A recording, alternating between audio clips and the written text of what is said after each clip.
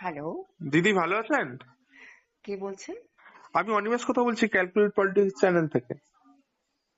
আহ, আপনার একটা না, প্রতিক্রিয়া লাগবে শোনো বলে। না, আমি এখন বেঙ্গলের বাইরে আছি। আমি এখন কাউকে কিছু দিচ্ছি না। আমার নিজের শরীরও ভালো না। আমি এখন বেঙ্গলের বাইরে আছি, আমি কাউকে দিচ্ছি না, না। এই সামনেই তো নির্বাচন রয়েছে, সেই ঠিক জন্য আছে, একটা কিন্তু ইস্যু আমি রয়েছে। এখন আমি এখন আচ্ছা, ফোন বাইরে। কলে পাওয়া যাবে আপনার বক্তব্য? ফোন কলে কি ব্যাপার? মানে আমি কোনো পলিটিক্যাল কিছু দিতে চাইছি না। কি ব্যাপার বলুন এতে? মানে না, আমি এখন দিতে। আপনি তো রাজনীতি মানুষ, রাজনীতিতে ছিলেন, বিজেপিতে দেখো, যোগ আমি আপনাকে। রাজনীতিতে ছিলাম না, আমি অভয়ের প্রতিবাদে নেমেছিলাম যখন, সেখান থেকে আমি রাজনীতি, তোমরা ভুল করছো, আমি রাজনীতিতে ছিলাম না। আমি অভয়ের প্রতিবাদে ছিলাম, এবার সেখান থেকে আজকে আমাকে রাজনীতির ময়দানে আনা হয়েছে। বুঝতে পেরেছো কি ঠিক। বললাম? তো বলো। সেখান থেকে একেবারে সরে যাওয়া, সামনেই 26-এর নির্বাচন, সেই জায়গায় একদম। দেখো, সরে যাওয়া না, এটা আমাকে ব্যাপারটা হচ্ছে প্ল্যান করে করা হয়েছে। ব্যাপারটা ভালো করে বোঝার মানে কি চেষ্টা সরিয়ে করো। দেওয়া হয়েছে? সরিয়ে দেওয়া হয়েছে মানে আমি বলছি, দেখো এইখানে হচ্ছে আহ, আমাদের রাজ্যে সবকিছু মানে বিরোধী দল যারা চলে না, সেটাও হচ্ছে কিন্তু শাসক দলের আন্ডারই চলছে। কি বললাম বুঝতে পেরেছো তো? মানে শাসক রাজ্যের প্রধান বিরোধী দল তারা বিজেপি, হচ্ছে রাজ্যের প্রধান বিরোধী দল নেতা সেটা হচ্ছে শুভেন্দু অধিকারী তারা শাসক দলের হয়ে কাজ করছে।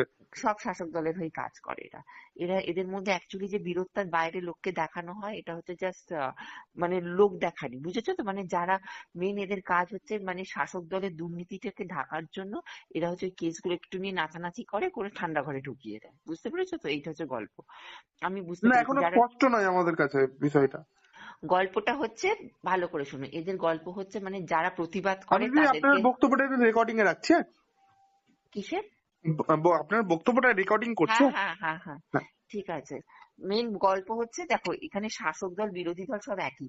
আজকে আমাকে যখন ওরা যখন মেলাইনিং করলো, তাহলে এই বিরোধী দল তো আমাকে কি করলো? আজকে তো উনি তো আমার হাতে পতাকা দিয়েছিলেন, স্টেজে তুলে পতাকা এটা দিয়ে তখন শুভেন্দু নিয়ে গিয়ে। অধিকারীর কথা বলছেন? হ্যাঁ, হ্যাঁ, হ্যাঁ, পতাকা দিয়েছে, দিয়ে আজকে আমাকে স্টেজে তুললেন।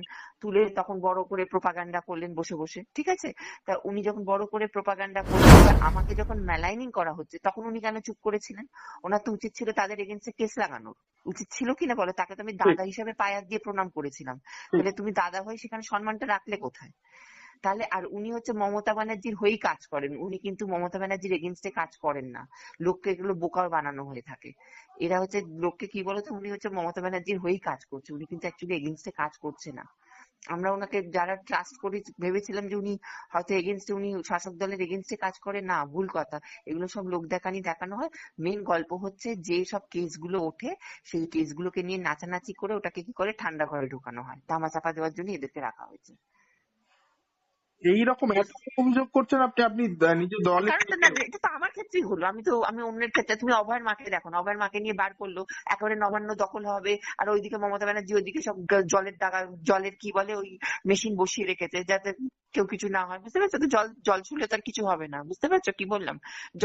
যে অভয়ের মাকে মার খাওয়ালো, কি ঘরে ঢুকে গেল কেস, অভয়ের কেস ঘরে ঢুকে গেল। ব্যাপার বুঝতে পারলে কি? মানে এই ব্যাপার হচ্ছে এই যে এই জিনিসগুলো আমাকে দেখো না নিয়ে স্টেজে তুললো, যেহেতু আমরা প্রতিবাদ করেছিলাম, শুনে ন্যায্য কথা বলেছিলাম, ওই জন্য আমাদেরকে নিয়ে করলো নাচানাচি। এবার যখন আমাকে পাবলিকালি মেলাইনিং হচ্ছে, যখন ওদের ডিজিটাল যোদ্ধারা করছিল, তাহলে তোর কি উচিত ছিল? তোর তো উচিত ছিল আজকে প্রোটেকশন দেওয়ার। কোনো বিজেপির কোনো লিডারদের কোনো মুখে কোনো কথা শুনতে পেয়েছো? সবাই চুপ করেছিল, মজা দেখছে বসে বসে। তার মানে কি বুঝবো?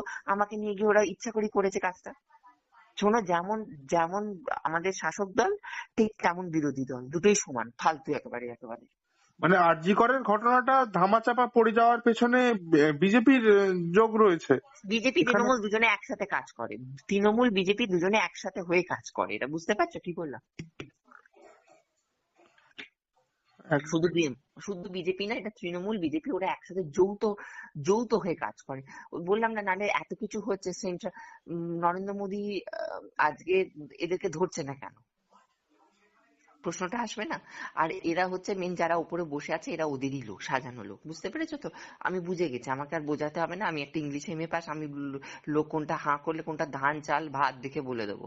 শোনো, এখানে ব্যাপারটা হচ্ছে এইভাবে সাজিয়ে রেখেছে, মানে যে বিরোধী দল হবে সে আমার কথাতেই চলবে, আমারই হয়ে কাজটা করবে। বুঝতে পেরেছো তো কি বললাম?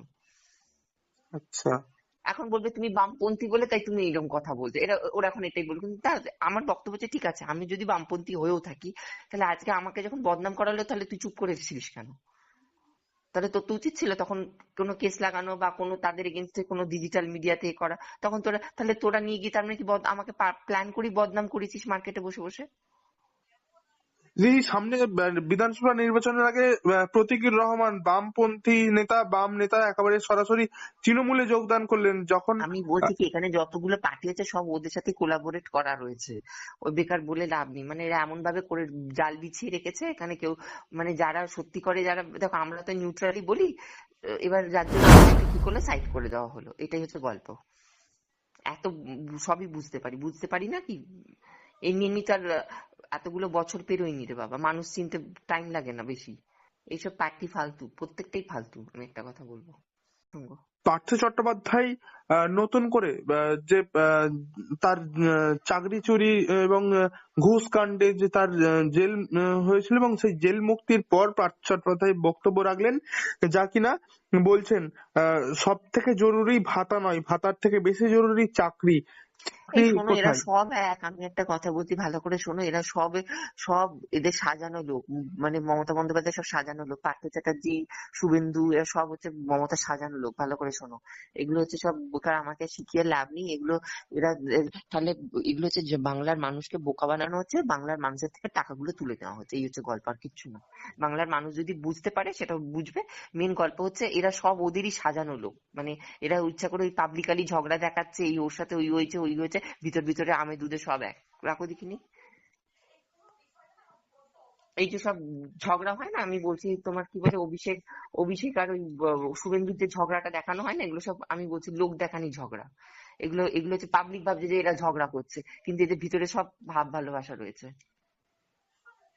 প্ল্যান করি সব কাজ হয়। বুঝতে পেরেছো কি বললাম? অর্থাৎ মানে আগামী দিনে বিধানসভা নির্বাচনে তাহলে আহ, শাসক দল এবং শাসক বিরোধী দল তাহলে প্রতিদ্বন্দ্বিতায় কে থাকছে? দেখো প্রতিদ্বন্দ্বিতাটা ব্যাপারটা কিরকম, গল্পটা শোনো, এদের সাথে কোলাবোরেশন আছে, মানে সেন্ট্রালে, ভালো করে শোনো, সেন্ট্রালে দুর্নীতিটা ঢাকার জন্য এরা সাপোর্ট করে, আর স্টেটের দুর্নীতিটা ঢাকার জন্য বিজেপি সাপোর্ট করছে। কি বললাম বুঝতে পেরেছো তো? সেন্ট্রালে ওদের যে দুর্নীতিটা আছে ওখানে তখন ওদেরকে ব্যাকআপটা দিচ্ছে হচ্ছে টিএমসি, আর এখানে ব্যাকআপটা দিচ্ছে হচ্ছে বিজেপি। কি বললাম বুঝতে পেরেছো? মানে বিধানসভাতে একমাত্র বিজেপি থাকবে বিরোধী দল হয়ে, অন্য কোনো দল ঢুকতে পারবে না। বুঝে গেছো কি বললাম? হুম, এটা হচ্ছে গল্প, মেন হচ্ছে গল্পটা হচ্ছে এইটাই। ঠিক। ধন্যবাদ দিদি। মেন হচ্ছে মানুষকে বোকা বানানো, আর কিচ্ছু না। মানুষকে, বাংলা গল্প হচ্ছে চুতিয়া বানানো। ওরা ভাবে মানুষ সব পাবলিক যদি নিজেরা বুঝতে পারে, এই হচ্ছে নামেই আর দেখো গণতন্ত্র, তো এখানে গণতন্ত্র চলছে, তো গণতন্ত্র হলে তো তোমাকে বিরোধী দল দেখাতে হবে না? এবার বিরোধী দল কিন্তু এখানে থাকবে, বিরোধী দল বিরোধিতাও করবে, কিন্তু বিরোধী দল আমাদের হয়ে কাজ করবে, নট এগেইনস্ট কাজ করবে। কি বললাম বুঝতে পেরেছো কি বললাম? ঠিক, ওই সাপও মরবে লাঠিও ভাঙবে না এরকম গোছের। এই হচ্ছে গল্প। সাপও মরবে না এখানে। সাপ মরবে মানে যারা অন্য কেউ আসবে তাকে সাইড করে দাও, মানে তুমি থাকবে, তুমি আমার হয়ে কাজ করবে। আগামী দিনে হুমায়ুন কবির একটি নতুন দল করলেন, দেখো তার আমি তার আমি ভবিষ্যৎ। ওই বলছি তো সবই কোলাবোরেশন আছে। তুমি মানে পাবলিক বোকা ভাবছে, পাবলিক ভাবছে এরা ঝগড়া করছে করে আলাদা হচ্ছে, হচ্ছে না না, এরা সব ভিতরে এক, সব আমের দুধে এক এরা। আমি বুঝতে পেরে গেছি, ওই জন্য তো আমি সরে গেলাম। আমি দেখলাম যে না, বেকার বাংলার মানুষকে তুমি দেখো না, নাহলে আমাকে এত বড় মেলাইনিং করলো, ওরা সবাই চুপ করে তাহলে থাকবি কেন? তার মানে কি এটা প্ল্যান করা ছিল ওদের ভিতর থেকে প্ল্যান করা রয়েছে। বুঝতে পেরেছো কি বললাম? তুমি দেখো না, জেডি নাড্ডালের গাড়ি ভাঙা হলো, কোনো আপ্রুয়ারিং দেখতে পেলে তখন? যখন জেডি নাড্ডালের কলকাতায় গাড়ি ভাঙা হলো তখন কোনো আপ্রুয়ারিং দেখতে পেলে? কারণ মুখে কোনো, তার মানে কি এগুলো সব প্ল্যান করে করা হয়েছে। কি বললাম বুঝতে পারছো? ধন্যবাদ দিদি।